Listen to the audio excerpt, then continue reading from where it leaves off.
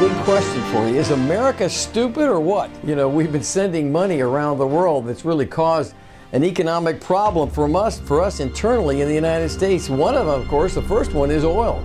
Energy costs, you know, driving through the ceiling. I remember when I was a kid, it was only 19 cents a gallon, you know, and up to $4, hey, may go higher. We're dependent on the Middle East to provide us oil.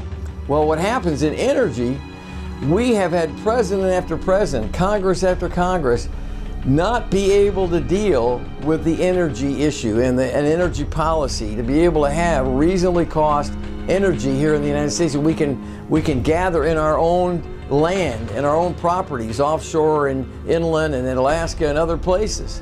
Why does that happen? Why have we had such a hard time with that?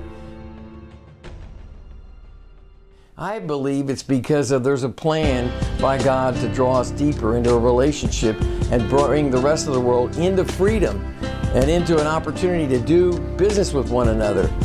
And the church is driving it, believe it or not. So what happens is that God, I believe, is drawing us together.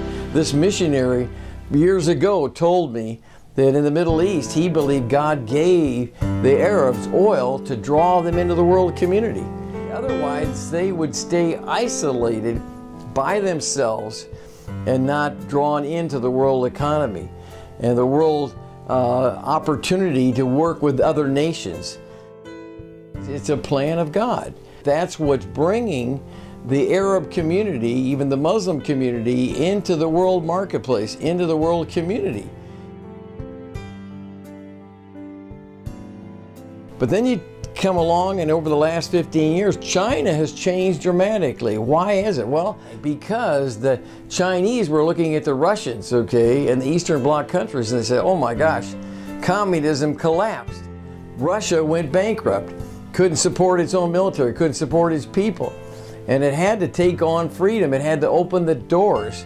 And it changed them dramatically. And the Chinese were saying, well, Mao Zedong passed away. We can do what we want to do.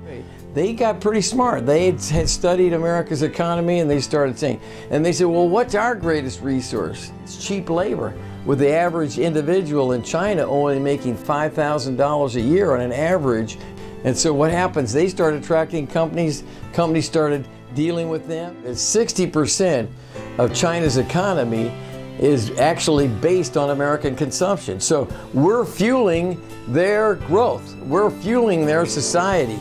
We're bringing them into the world community. They have no choice but ultimately to come to freedom in time, political freedom. They're giving religious freedom already, and that's the fastest growing Christian movement in the world is in China right now.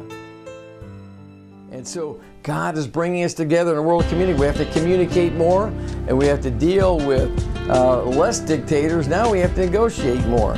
It's a great world-changing experience we're going through right now, and that's why I call this book The Freedom Revolution, Rocking Our World. I hope you have a chance to check it out soon.